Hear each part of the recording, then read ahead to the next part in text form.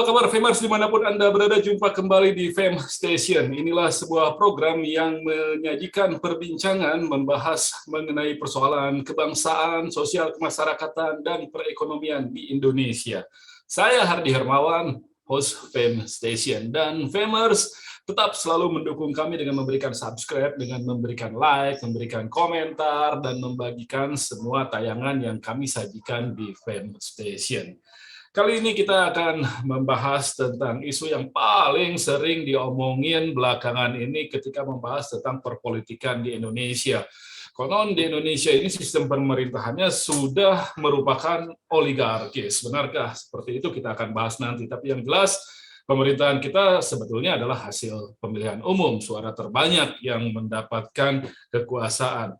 Tapi cap bahwa pemerintahan sudah berlangsung oligarki, yang notabene oligarki artinya adalah pemerintahan atau kekuasaan politik yang secara efektif dikendalikan oleh sekelompok kecil masyarakat, itu yang terjadi di Indonesia.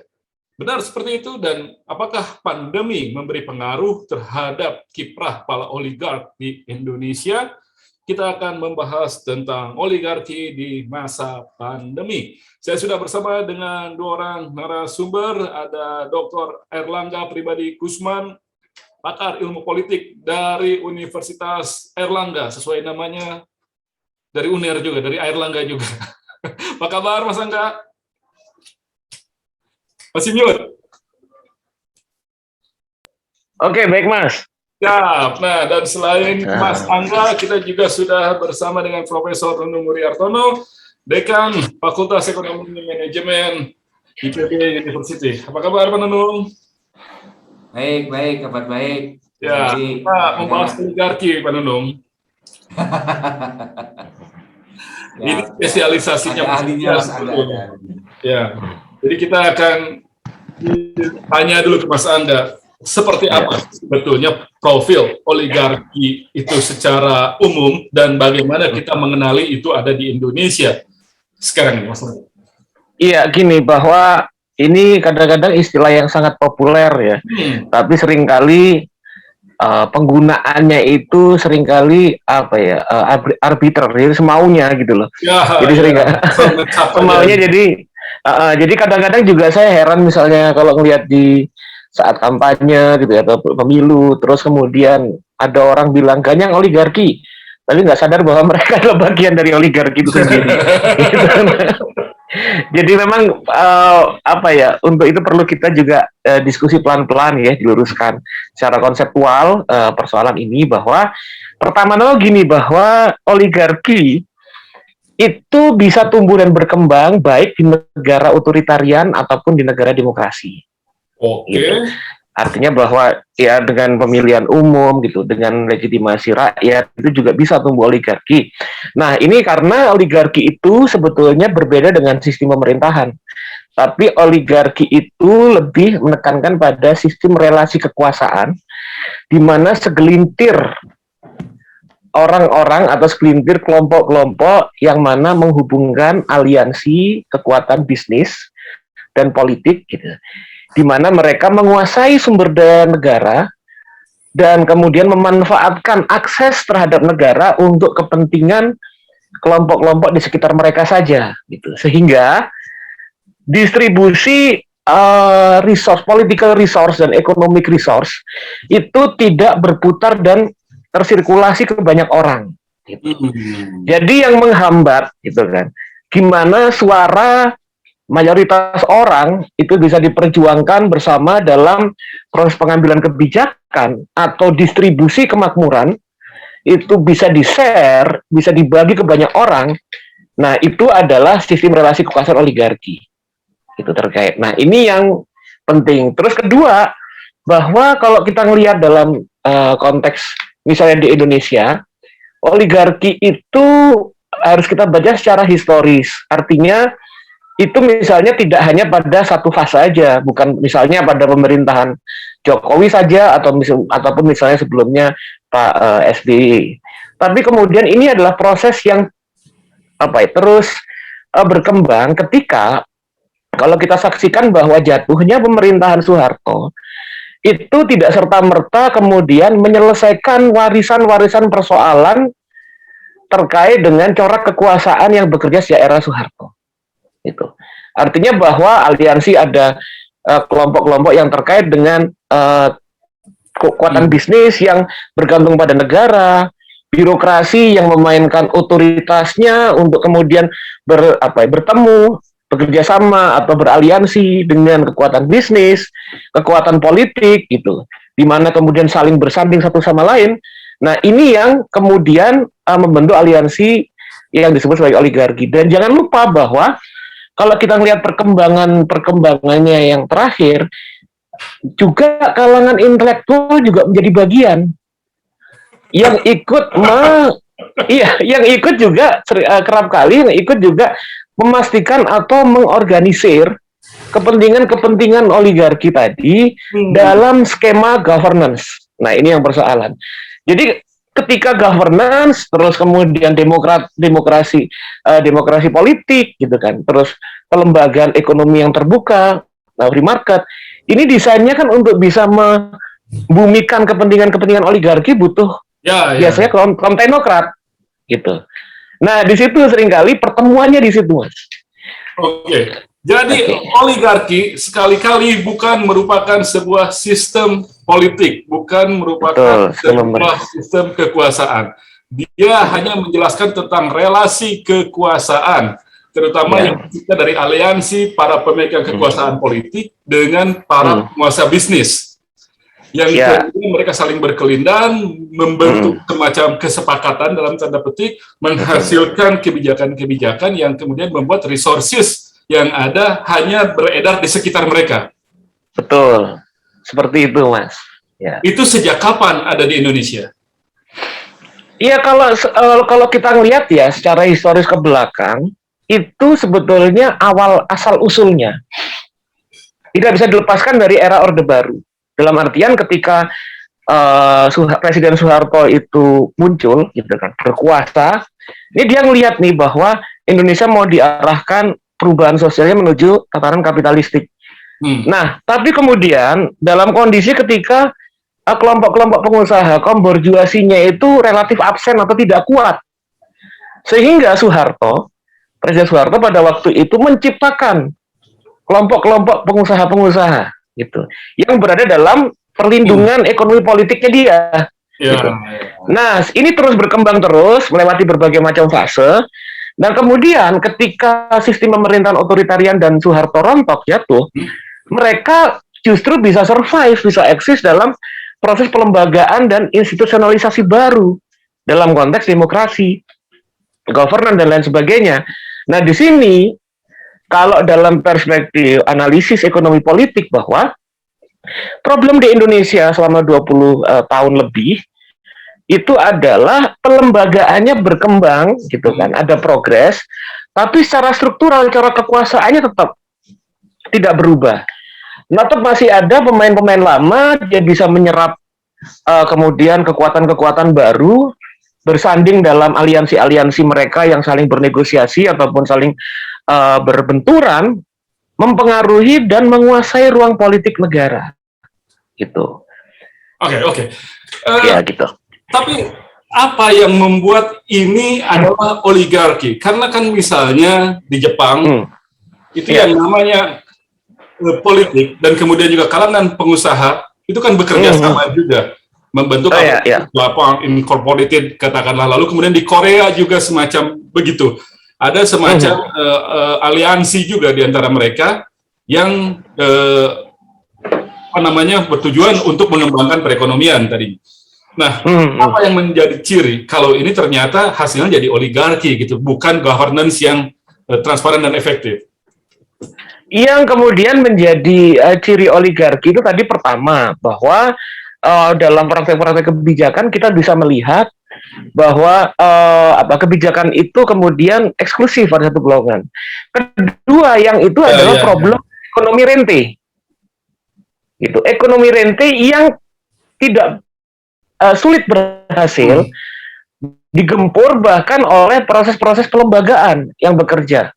Itu artinya bahwa kekuatan-kekuatan tadi tetap bisa eksis dan tidak bisa tersudut gitu. Meskipun dengan kebijakan-kebijakan transparansi, anti korupsi, gitu, artinya kan itu dijalankan, tetap mereka bisa kan tidak survive. terlarang antara katakanlah kekuatan politik dengan kekuatan bisnis melakukan aliansi kerjasama untuk mengembangkan perekonomian pada dasarnya. Pada dasarnya ketika kemudian dijalankan berdasarkan oleh rule of law, oleh mekanisme ekonomi yang sehat, oleh transparansi kekuasaan, oleh partisipasi rakyat, itu it's okay. Cuma persoalannya kan kalau kita ngelihat bahwa dengan itu, nah kalau kita ngelihat laporan-laporan berbagai macam studi-studi ekonomi politik dan lembaga internasional, ada laporan menarik bahwa Oxfam itu misalnya menjelaskan selama 20 tahun lebih Indonesia, itu tahun 2017 kalau nggak salah, itu yang terjadi 1% orang paling berkuasa dan termakmur di Indonesia menguasai akses sekitar 50% dari kemakmuran. Gitu. Nah, dari sini maka kemudian bisa kita lihat dan disebutkan juga dalam data tersebut, sumber utama dari kemakmuran tersebut itu adalah ekonomi rente, gitu, fundamentalisme pasar, dan akses terhadap kekuasaan. Gitu. Baik, tahan di sana. Jadi yang terutama cirinya ketika itu dinyatakan oligarki adalah ketika mereka yang menikmati hasil pembangunan ekonomi itu adalah mereka sendiri dan sekelompoknya yang hanya sedikit itu. Betul. Ya. Kemudian juga perekonomian kemudian berjalan dengan berkembangnya rente di sana. Betul. Iya. Nah, saya akan konfirmasikan dulu ke Pak Nunung. Data-data ekonomi menunjukkan hal semacam itu nggak, Pak Nunung? Kalau kita lihat apa yang tadi disampaikan oleh Mas Angga dan konteks ekonomi, tentu indikator-indikator sederhana dilihat dari inequality, ya.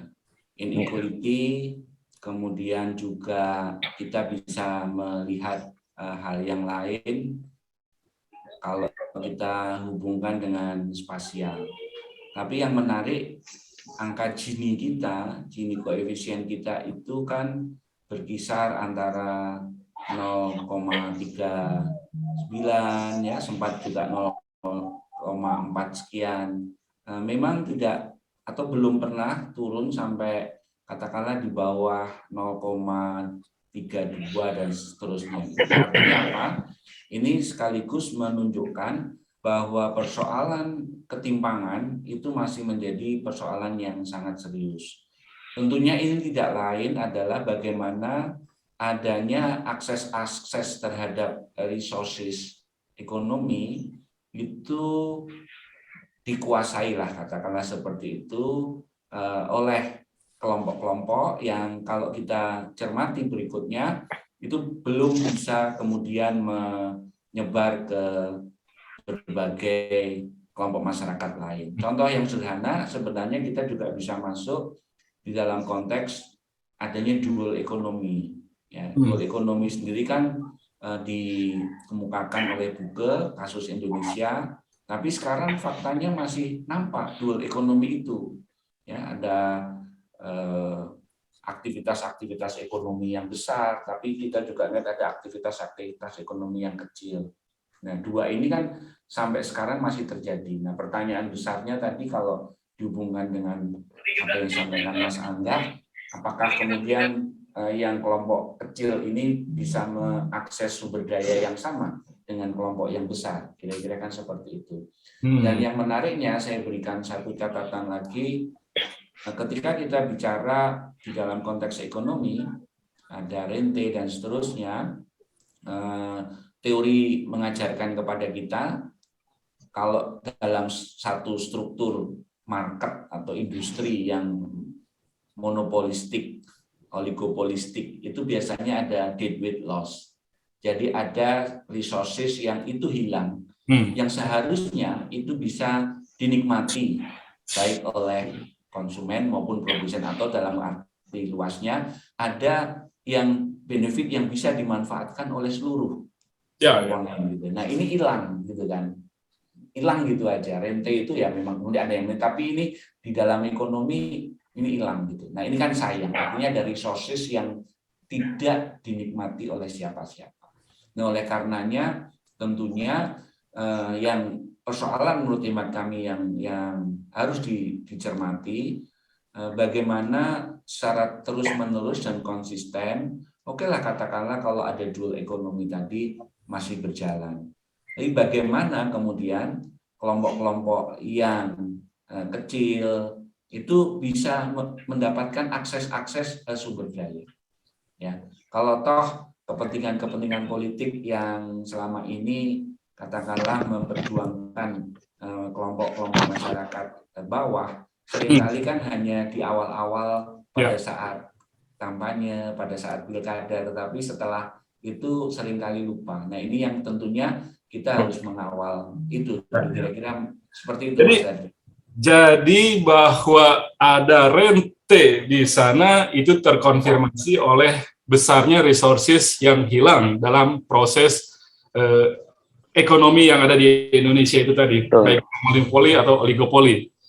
Dikonfirmasi oleh itu, dan mungkin juga karena dikonfirmasi juga oleh masih tingginya ekonomi biaya tinggi misalnya di Indonesia, dan adanya ketimpangan itu juga mengkonfirmasi bahwa memang penikmat resources masih ada di kelompok kecil saja.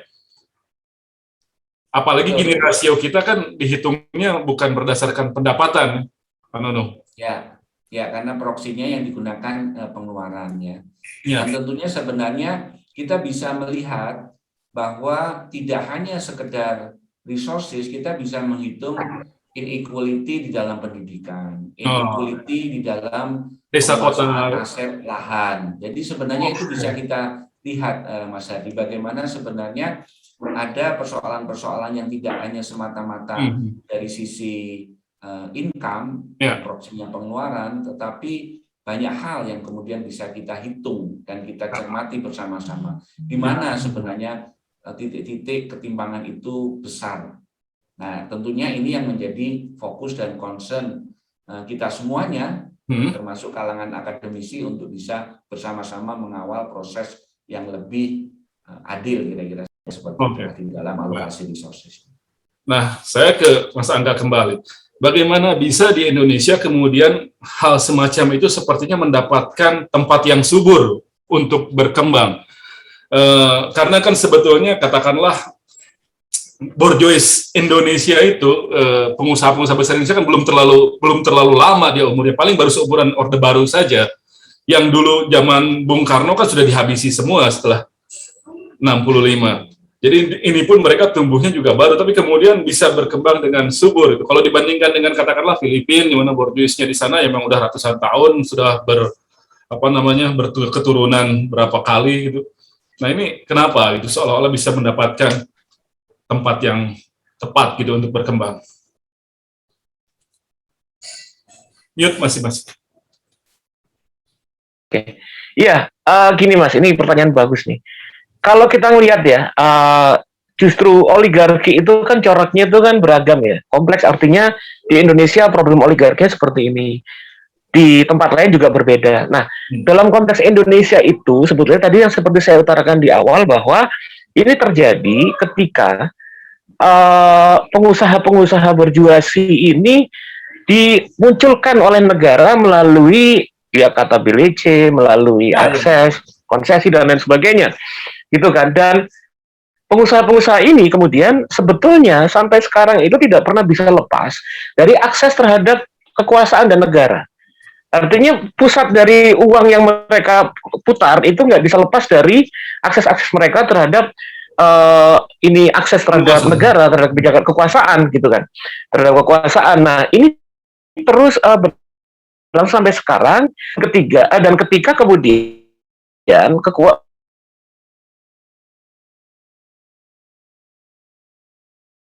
untuk menciptakan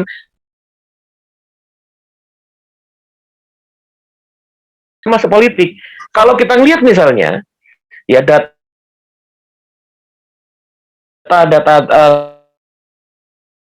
terhitung menunjukkan dari anggota DPR itu bukan loh. Nah, di sini kita melihat bahwa negara itu kemudian selalu relasinya menyampih kira-kira pengusaha. Sebuah relasi struktural yang tidak pernah lepas gitu kan dari era Orde Baru gitu.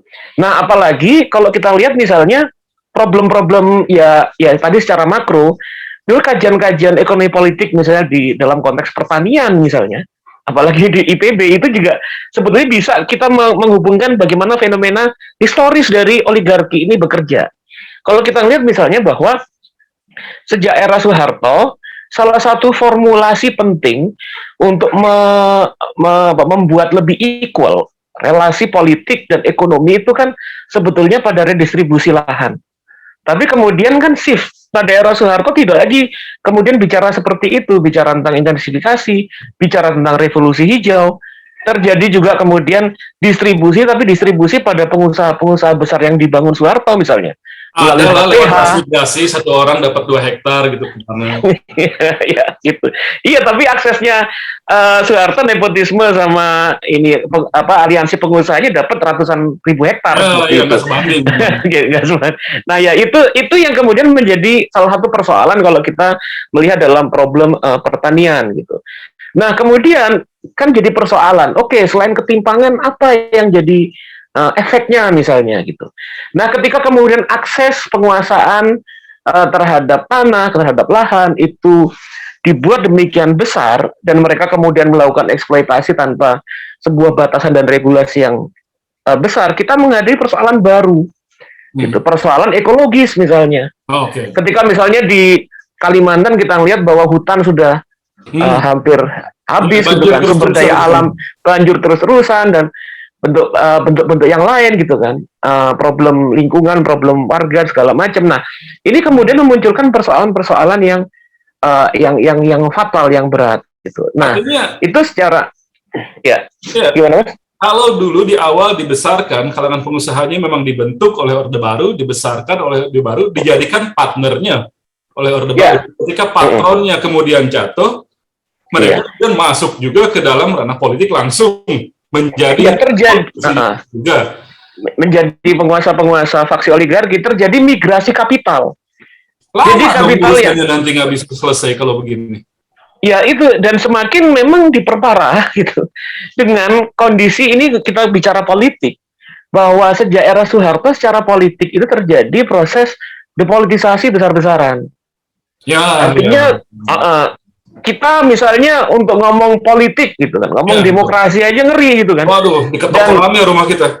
Iya, makanya digedor gitu kan. Nah, terus kemudian warga itu tidak terbiasa dalam membangun asosiasi-asosiasi kewargaan, masyarakat sipil, kekuatan politik yang bisa mempengaruhi proses politik, bisa melakukan kontrol. Itu nggak biasa, sehingga basis ini tidak terbangun, dan ketika Soeharto jatuh, kita memiliki kesulitan untuk membangun basis-basis politik baru yang konsisten dengan agenda-agenda politik demi keadilan sosial gitu. Nah, di sisi yang lain, partai politiknya juga tidak bekerja gitu, tidak bekerja untuk menyerap aspirasi-aspirasi dari warga. Nah, di sini sebetulnya salah satu pintu, tapi sepertinya palangnya belum dibuka ini, masih digembok. Itu adalah reformasi kelembagaan partai politik. Gitu. Oh ya, dari sana. Karena kita kan demokrasi kan demokrasi based on political party. Oke. Gitu. Tapi nahan dulu kalau itu, nanti tahan dulu. Pak Nunung dulu kalau demikian. Jadi situasinya seperti yang dikemukakan oleh Mas Angga, dan kemudian apakah yang kita alami sekarang secara ekonomi, pertumbuhan kita ya masih segitu-segitu saja gitu dibanding negara berkembang lain. Ternyata kita ya boleh bilang ketinggalan. Apakah itu juga merupakan dampak dari memang aktor-aktor ekonomi kita jadinya tidak terlalu tangguh juga ketika benar-benar dia melakukan kerja ekonomi?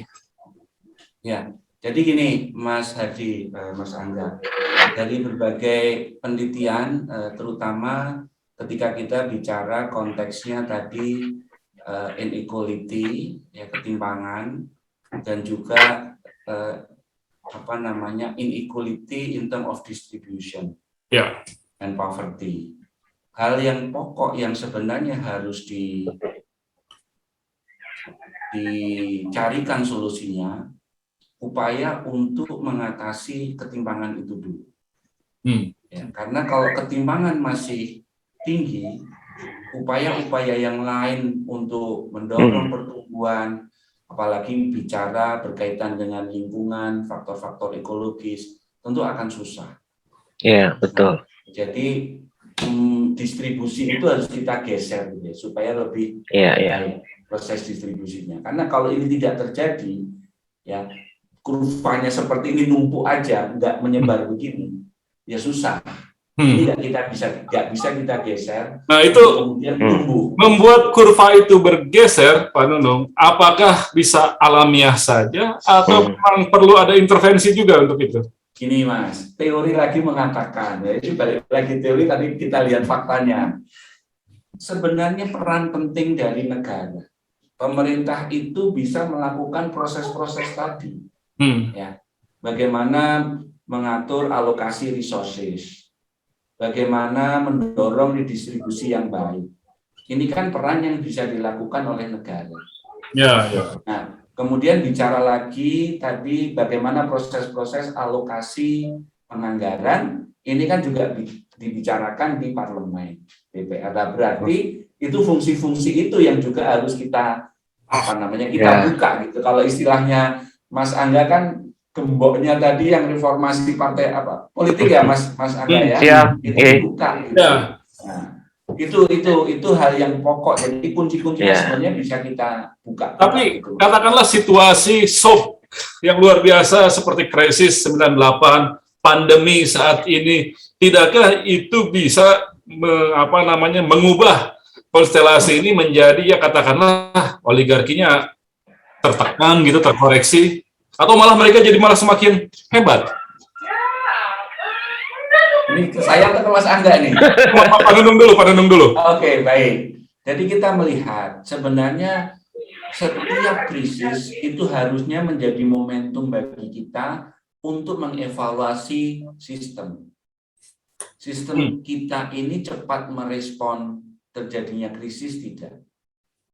Sistem kita ini cepat beradaptasi tidak?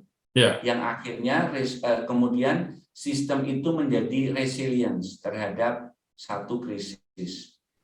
Terutama pandemi ini kita banyak melihat persoalan-persoalan bahwa di bidang kesehatan kita masih ada kelemahan.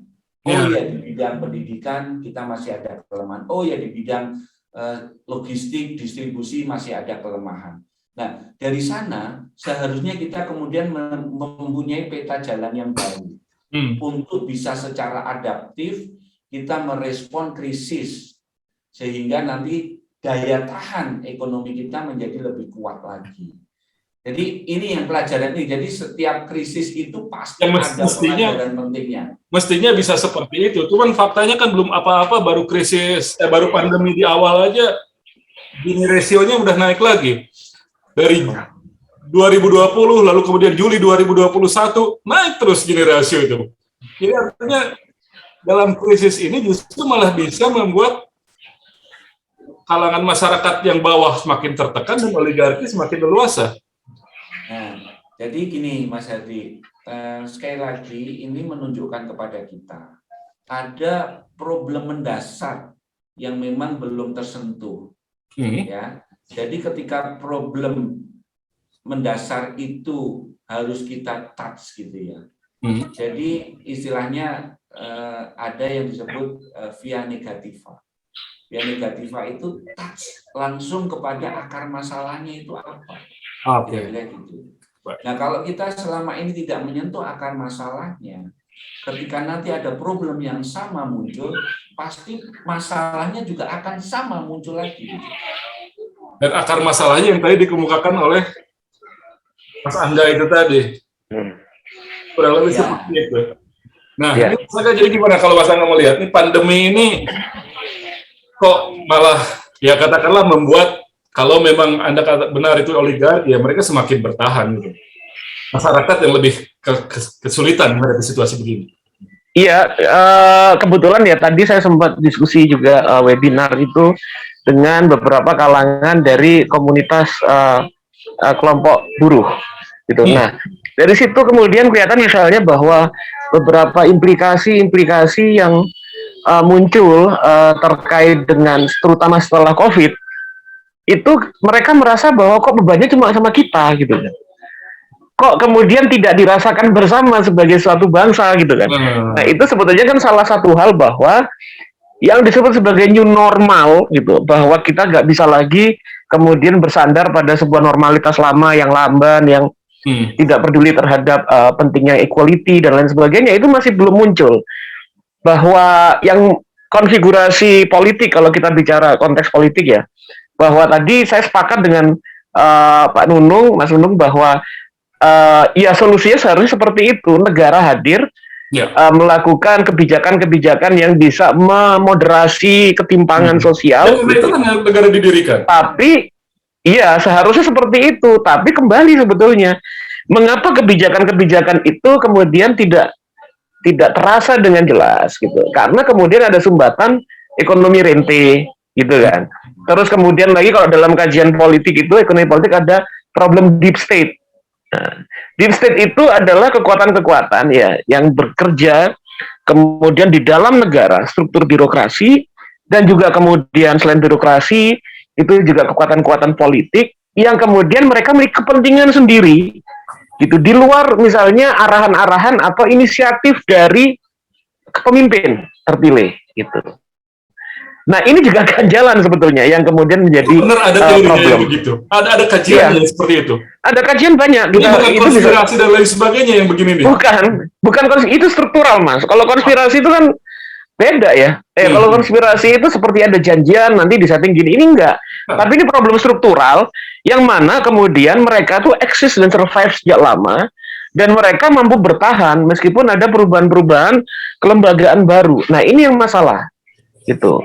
Saya pikir gitu, misalnya hal-hal penting. Jadi artinya kebijakan besar yang ada di atas, yang disusun oleh pemimpin tertinggi, katakanlah, dengan tujuan yang sangat baik, mulia, itu bisa manipulasi di tengah oleh kelompok ini, sehingga kemudian ketika menjadi di tataran teknis, ini malah tetap saja menguntungkan mereka.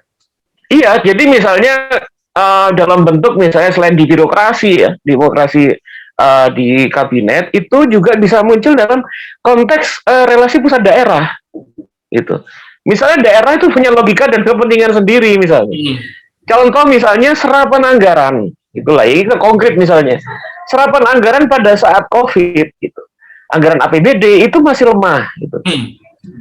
Terus kemudian dan problem-problem yang kemudian tidak bertemunya, tidak sinergisnya kepentingan kebijakan inisiatif di pusat dengan di daerah. Ini sebetulnya bukan hanya persoalan kapasitas gitu kan, atau kemudian persoalan kelambanan, tapi juga kemudian dalam berbagai riset-riset ekonomi politik yang membuktikan bahwa ini di dalamnya ada sumbatan-sumbatan terkait dengan kepentingan dari kelompok-kelompok yang bekerja dalam pertarungan politik tadi gitu. Jadi artinya mau dulu sistem pemerintahan pusat daerahnya terpusat atau sekarang sudah desentralisasi dan otonomi, hal-hal semacam ini tetap bisa terjadi. Menjadi persoalan sebetulnya. Itu terkonfirmasi juga nggak, Mas Nunung? Memang benar, apakah di daerah-daerah juga kemudian ada perbaikan setelah otonomi, ada upaya untuk peningkatan kesejahteraan daerahnya? Mohon maaf Mas Ardi. Saya bicara seperti ini bukan kemudian saya menegasikan berbagai macam inisiatif lokal ya. Tentu ada beberapa inisiatif-inisiatif yang perlu kita apresiasi. Tapi kemudian secara umum problemnya masih seperti itu. Gitu, betul. Nah itu tadi secara umum, karena mungkin data akan menunjukkan kalau betul nggak di daerah-daerah itu ya masih juga kita ada problem semacam itu tadi, ketimpangan di dalam daerah itu sendiri terjadi dan lain sebagainya. Atau malah terserap di Jakarta juga. Ya, jadi begini Mas Hedi, saya kembali coba melihat fenomena dan fakta ya. Di era desentralisasi ini memang ada kota kabupaten yang bagus. Itu artinya apa? Sangat sekali tergantung kepada visi dari kepala daerahnya. Kan kita bisa melihat beberapa daerah bagus betul lah itu. Tapi ada juga kok ya yang so-so seperti itu gitu. Ya. Nah, kemudian kalau kita lihat ya ada hal-hal yang menarik, misalnya saya coba lihat contoh kasus kecil ya, misalnya saya merujuk ke provinsi-provinsi yang bentuknya kepulauan karena saya punya data-data itu, provinsi-provinsi yang kepulauan. ada provinsi kepulauan yang bagus. Artinya apa? Ketimpangannya kecil, gitu ya. Kemudian juga Pertumbuhannya kemiskinannya di bawah angka rata-rata kemiskinan tingkat nasional. Nah, setelah saya cermati, ternyata program-programnya ya pro, gitu ya. Program-program yang digulirkan itu betul-betul mendorong bahwa tetap ada dualistik ekonomi itu berjalan, tetapi yang kecil tadi itu juga diberikan akses yang relatif sama lah, sehingga tentu sesuai dengan kapasitasnya ya, itu bisa berjalan dengan baik gitu. Nah, jadi kan kebalik bagaimana pandangan dari kepala daerah, benar nggak dia punya niat tawa itu untuk memajukan seluruh rakyatnya, kira-kira kan seperti itu ya. Nah, tapi tentunya ini masih menjadi PR kita bersama. Tapi kalau kepala daerahnya cuman berkong kali kong dengan pengusaha lokal juga, ya terjadilah oligarki di daerah juga. Gitu. Yang seperti itu biasanya hasilnya nggak bagus juga, Pak Nunung. Gimana kalau kong kali kong tadi? Kalau misalnya kepala daerah kemudian ya hanya kong kali kong dengan pengusaha-pengusaha setempat atau pengusaha dari Jakarta, biasanya hasilnya memang jadi tidak bagus juga untuk pembangunan. Ya karena kembali tadi kepada kepentingan kan, kepentingannya dia kepentingan siapa? Apakah kepentingan kepada seluruh masyarakat konstituen di daerah siapapun ya, apakah yang waktu itu memilih dia atau tidak, tetapi konstituen kepala daerah ya seluruh masyarakat di daerahnya gitu ya. Kalau itu yang dia layani, saya kira akan memberikan kecepatan juga di dalam proses-proses pengambilan keputusan, proses-proses masyarakat juga bisa mengakses dan seterusnya. Kira-kira seperti itu, Mas Hadi. Tapi saya ke Mas Angga lagi.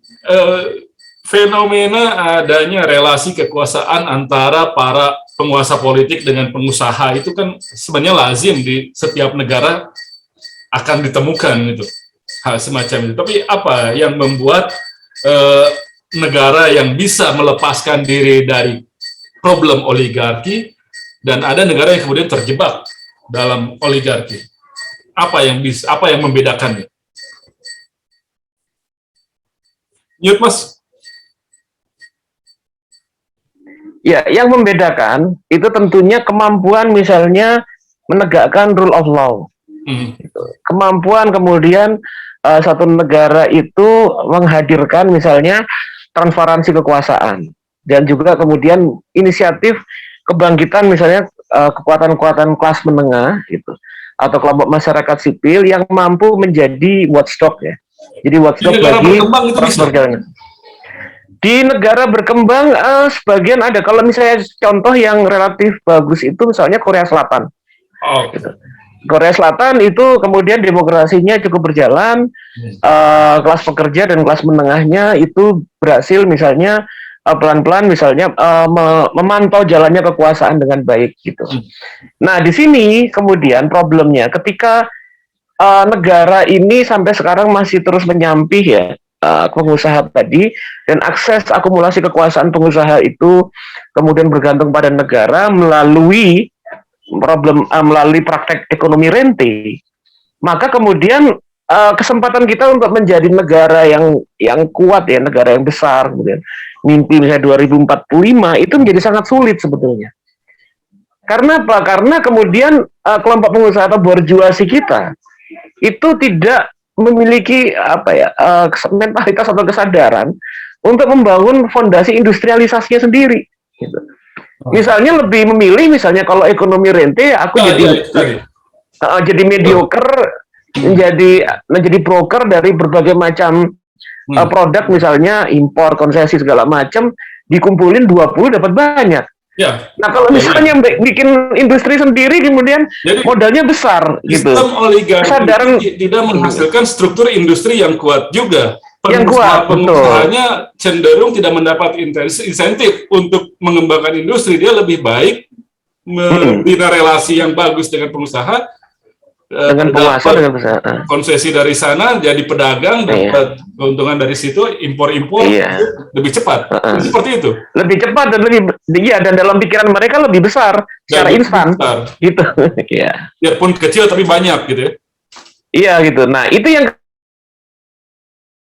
kemudian membuat performa ekonomi kita itu juga lemah gitu, mudah terhantam oleh badai krisis. Baik, gitu. saya konfirmasikan lagi Pak Nunung, ini benar Pak Nunung seperti ini? Apa itu juga yang menjawab kenapa terjadi ada deindustrialisasi yang lebih cepat itu katakanlah di Indonesia?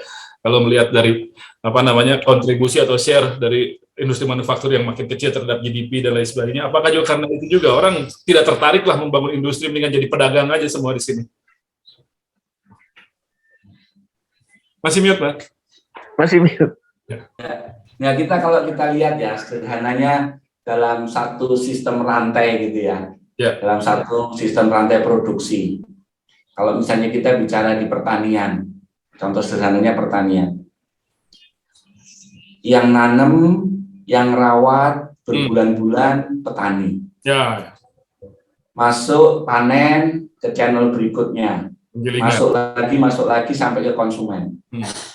Kalau dilihat dari margin secara keseluruhan, petani itu relatif marginnya kecil dibandingkan yang tadi perantara, pedagang dan seterusnya. Gitu. Nah ini kan contoh sederhana. Ngapain saya capek-capek di hulunya? Saya lebih baik jadi perantara, pedagang beras gitu, daripada jadi petani. Di hulunya kira-kira dapat benefit yang besar, dapat fee yang gede.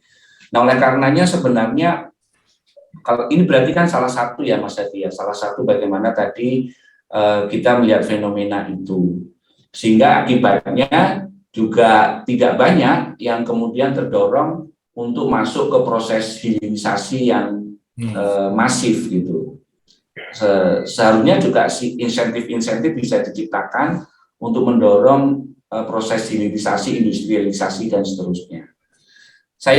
Ini sebenarnya koneksinya. Saya akan berikan contoh satu komoditas ya,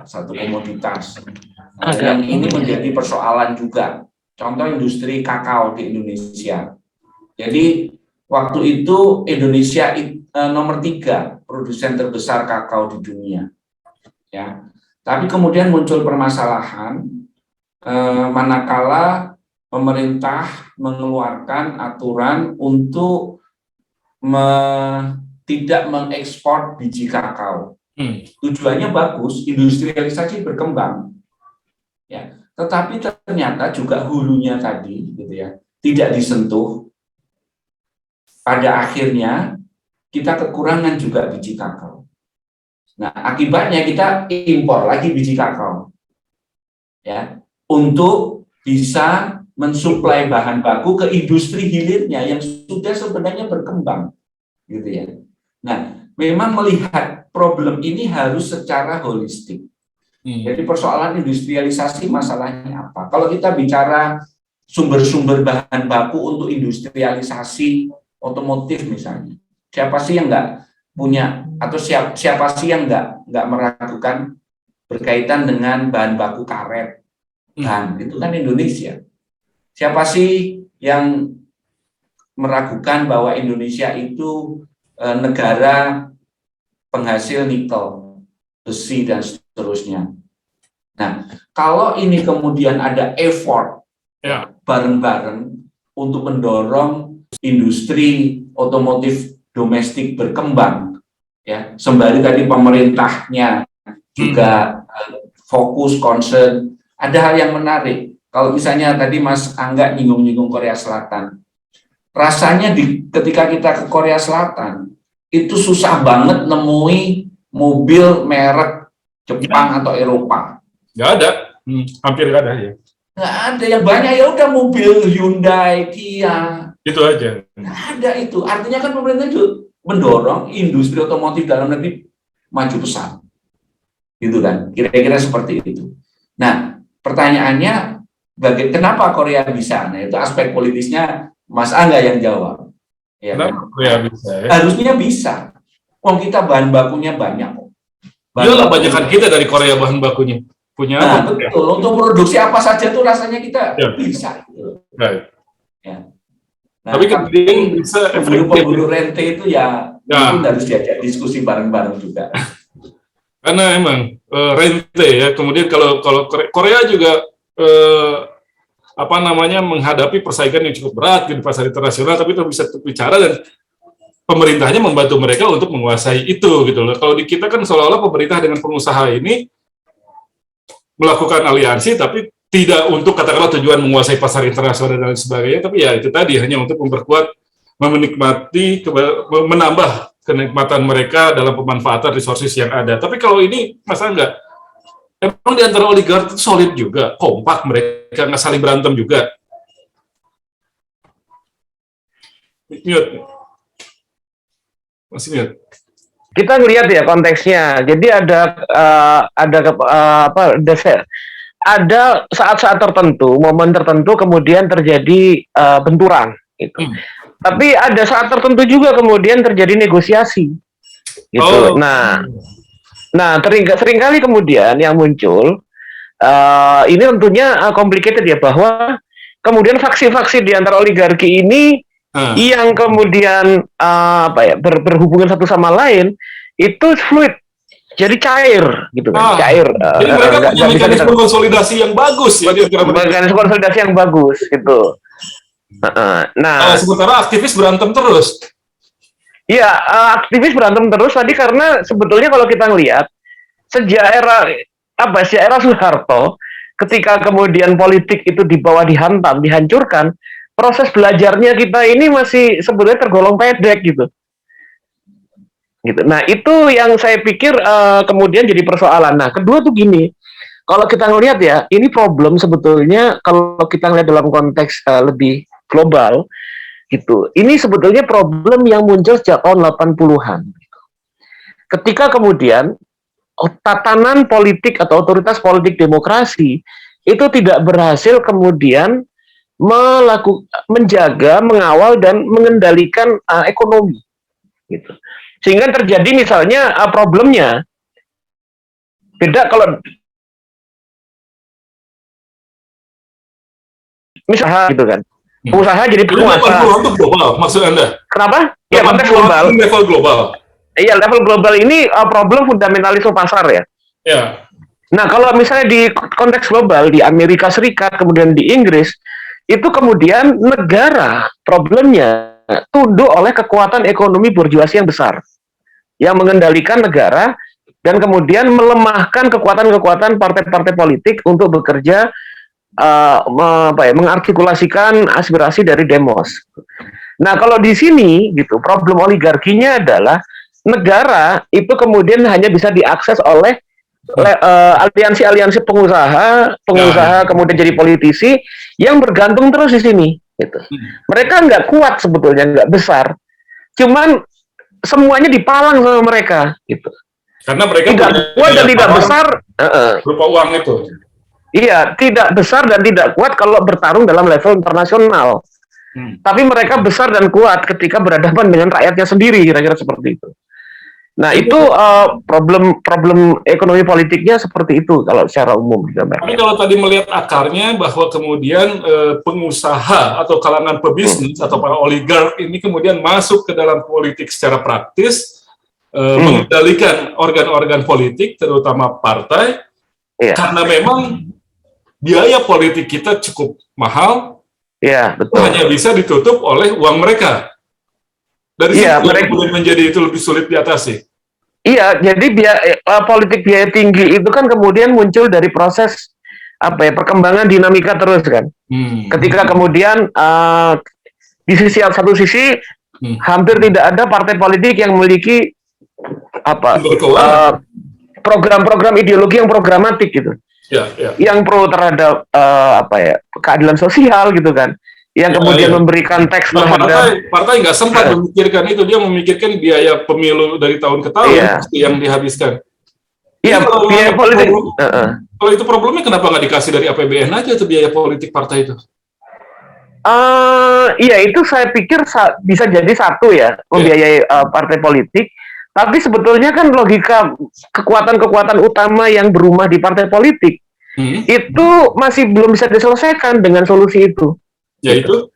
Iya, masih belum selesai. Artinya bahwa mereka fondasinya yang di level-level pucuk dari kekuasaan di level partai politik itu kan kita kemudian blur batasannya. Mereka ini politisi atau kemudian entrepreneur gitu atau pengusaha.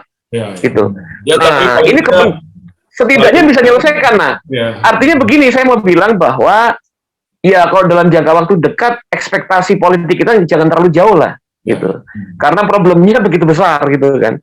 Yang bisa kita lakukan apa yang secara realistis mungkin bisa dilakukan reformasi yang pelan-pelan untuk menyelesaikan sumbatan-sumbatan politik ini. Saya pikir demikian. Dan saya sih berpikir simpel aja, kalau memang biaya politik, partai politik, dana partai sudah diatasi oleh negara, maka orang seperti Mas Angga gitu mungkin akan beranilah nyalon jadi ketua umum gitu, karena udah nggak perlu mikirin lagi dari mana biaya politik gitu. Kalau sekarang kan orang nggak ada yang berani nyalon ketua umum karena mereka nggak bisa membayangkan dari mana siapa yang harus mereka injak untuk membiayai partai politik itu tadi. Iya. Dan itu kan mungkin nilainya tidak akan terlalu besar. Kalau 10 partai 100 triliun setahun kan nggak besar ya. Iya, artinya problemnya itu membantu ya. Artinya saya pikir itu bisa menjadi solusi gitu bagi misalnya empowering dari kader-kader partai gitu. Ya. Tapi untuk membendung hasrat kepentingan ekonomi politik berkuasa bagi elit utama oligarki, saya pikir tidak akan berpengaruh besar gitu.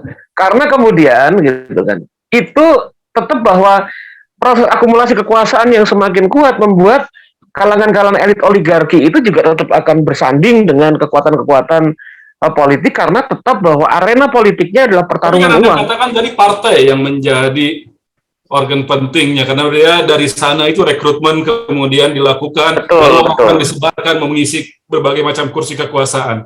Lalu bagaimana reformasinya kalau begitu? Iya, kalau reformasinya sebetulnya demokratisasi di partai politik yang harus didorong. Mampukah misalnya kekuatan-kekuatan ya di internal partai politik tampil, misalnya, ya awal-awal itu untuk bisa berkata tidak pada oligarki gitu. Ini saya contohnya begini. Saya contohkan gini, ada fenomena politik baru ya. Ya tentu kita lihat di negara yang advance ya. Itu seperti di Amerika Serikat ya, di Inggris. Partai Demokrat itu muncul kekuatan-kekuatan politik baru yang berani menggugat kaum the establishment. Jadi misalnya contoh, ada nama seperti Bernie Sanders, gitu kan. Atau misalnya kalau misalnya ada di saluran TV berbayar itu tentang dokumentasi film dokumenter perjuangan dari politisi perempuan muda berangkat dari Bronx gitu kan, daerah pinggiran, namanya Alexandria Ocasio-Cortez. Nah, dia menang jadi parlemen itu dengan mengalahkan gitu, mengungguli petahana yang 3 kali menang wakil partai Demokrat di sana. Gitu. Dan mereka berani untuk mengambil kutub politik yang berbeda dengan kelompok-kelompok yang di sana yang what we call oligarki. Nah, ketika kemudian terjadi social struggle di internal partai politik, gitu, saya pikir itu baru kita bisa melihat gitu adanya prospek gitu kan, prospek dari perubahan-perubahan politik yang lebih baik gitu. Saya pikir demikian, iya. Ya agak berat ya untuk membayangkan seperti itu. Iya. Ya, harus banyak orang yang baik masuk ke partai kalau gitu. Iya, tapi kadang-kadang orang baik sendiri juga ketika beradaptasi dengan sistem, kita nggak tahu juga jadinya. Banyak kan enggak masalahnya kan undang-undang melarang orang kayak Prof. Nunung, Mas Enda selama masih jadi dosen ASN kan nggak boleh. Iya. Baik, Pak Nunung, kalau demikian, kalau melihat dari sistem pemerintahan yang seperti ini gitu loh, sebermasalah itu adakah studi-studi yang menyatakan pengaruhnya terhadap perekonomian terutama dalam jangka panjang akan seperti apa gitu, kalau ternyata sistem politik, sistem pemerintahan tidak bisa menghasilkan kebijakan-kebijakan yang efektif dalam mendistribusikan kemakmuran dan kemudian juga tidak bisa mengatasi ketimpangan semacam ini. Ya, baik Mas. Saya tadi coba search ya. Coba search yang pertama keywordnya oligarki Indonesia di Google. Itu ada sekitar 650.000 artikel. Ya, berita bukan artikel. Ya, saya masuk ke search di Scopus. Gara-gara Mas Angga itu jadi populer frase itu. Di Scopus masuk, saya klik lagi oligarki Indonesia gitu, kata kuncinya kira-kira. Ada sekitar 50 artikel dan di Scopus pun ada 50. Ada. Ada. Ya itu temannya Mas Angga juga yang menulis Pak Ferdi ya, Pak Ferdi. Oh ya, ya. tadi Hafid. Profesor saya itu. Makanya Pak Ferdi itu muridnya makanya seperti Mas Angga, mantap. Jadi tulisan beliau banyak tentang itu. Nah saya melihatnya gini Mas Ferdi, karena bagaimanapun ya keputusan-keputusan kalau kita bicara kaitannya dengan hak budget, terus pengawasan. Itu kan ada di legislatif ya, fungsi legislasi. Nah artinya apa? Apapun kalau kita bicara resource allocation dalam konteks budget misalnya, itu kan juga ada keterlibatan DPR.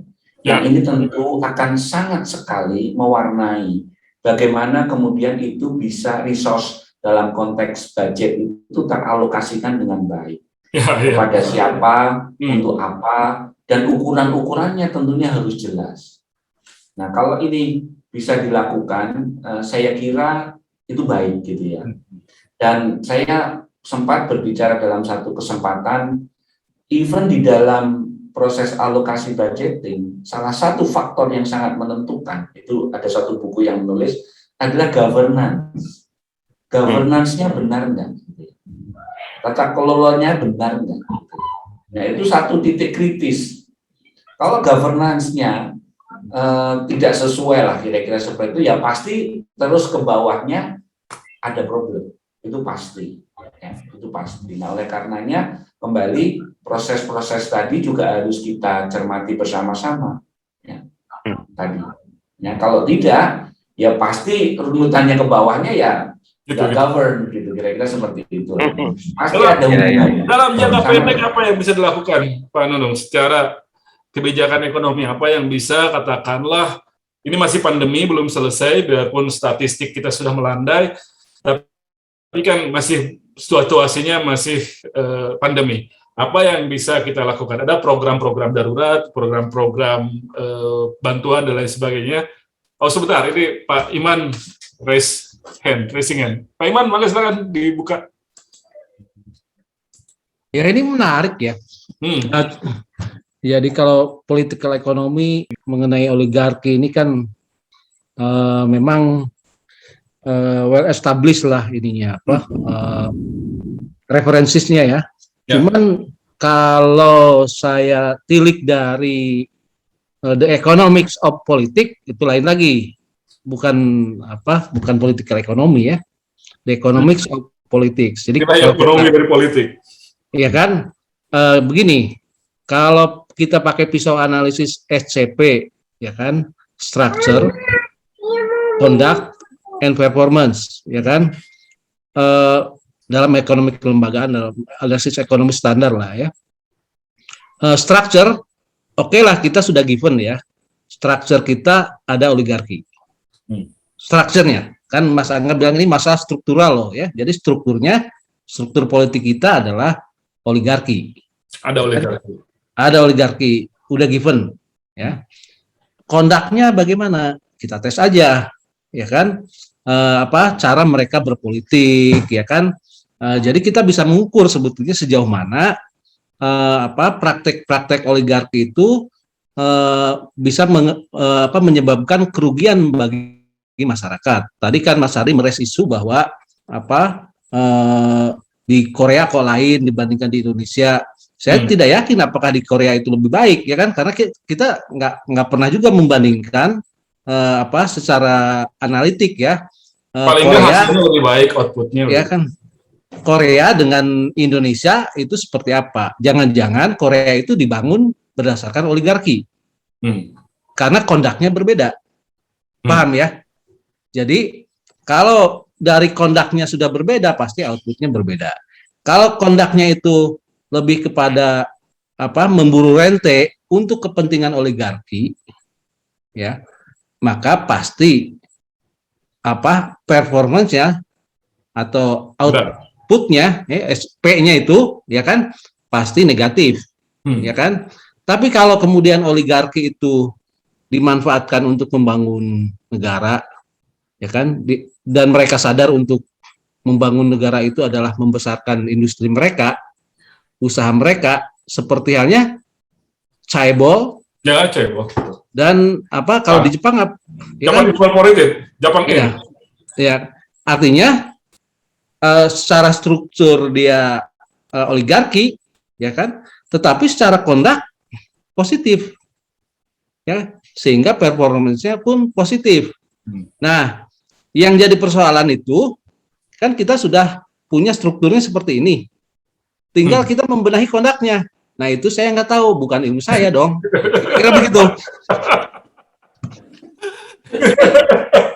Ya itu yang paling susah emang di situnya.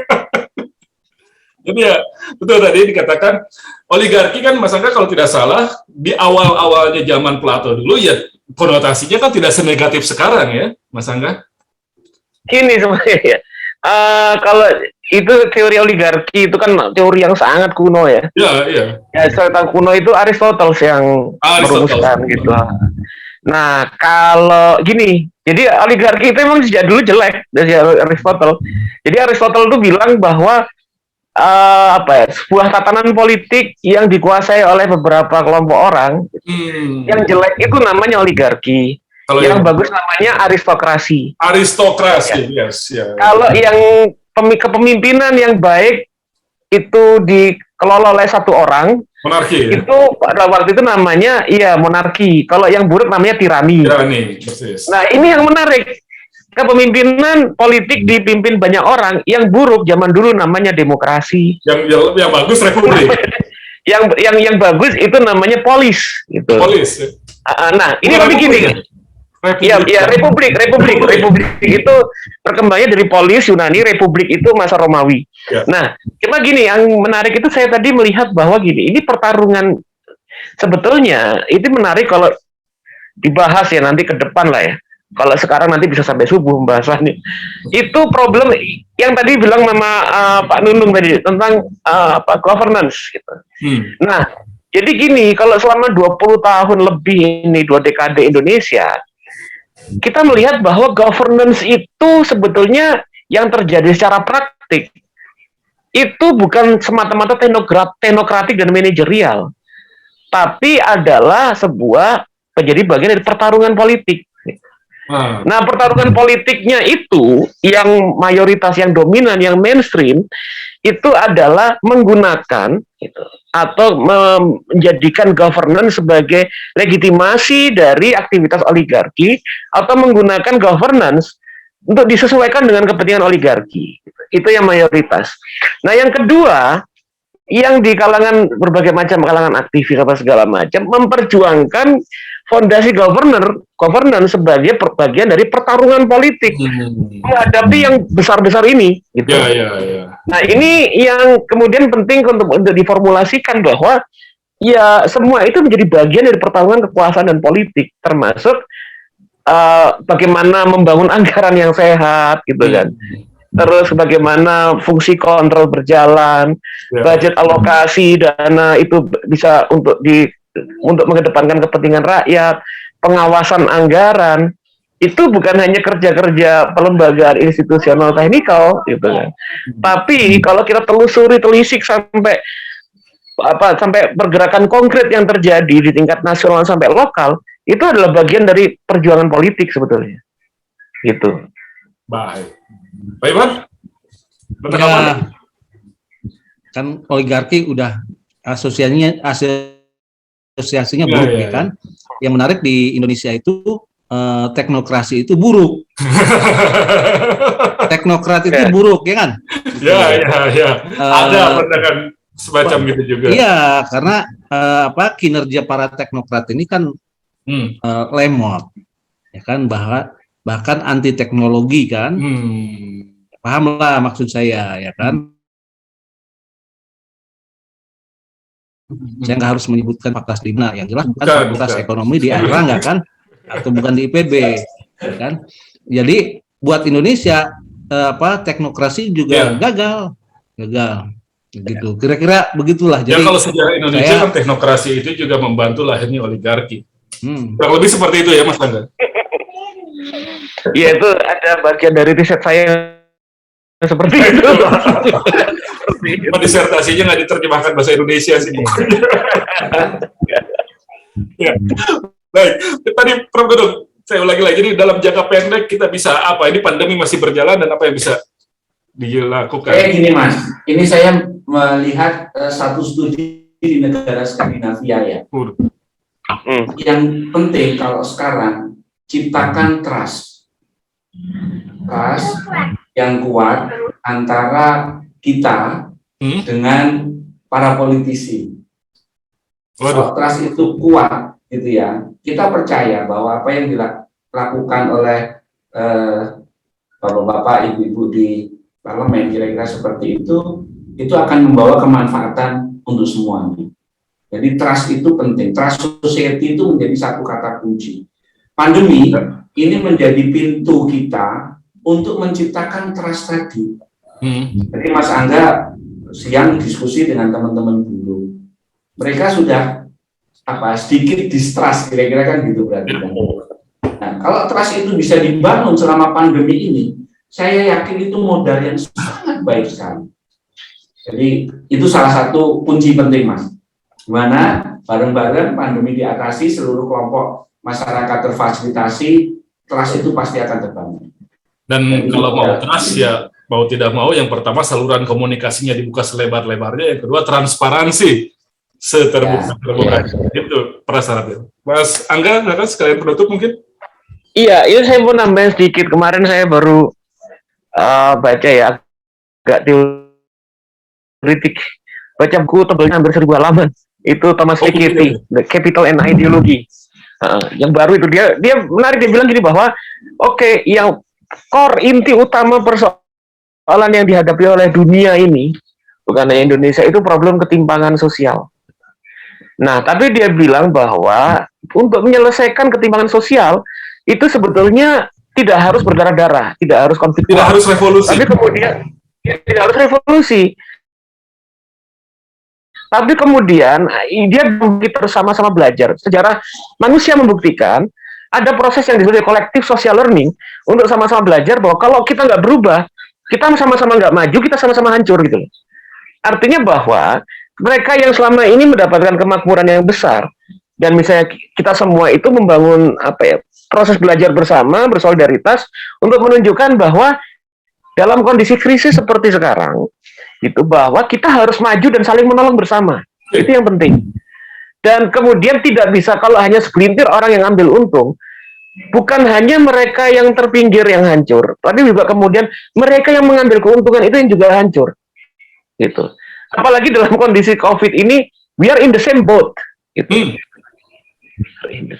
Saya pikir itu ya yang bisa, yaitu edukasi sebetulnya. Edukasi. Saya masih belum nanti kita akan bahas lagi, Mas Angga. Saya masih belum bagaimana bisa bersama-sama belajar dalam satu waktu yang sama, menghasilkan pemahaman yang kurang lebih sama juga. Iya. Tanpa revolusi, itu memang masih rada-rada.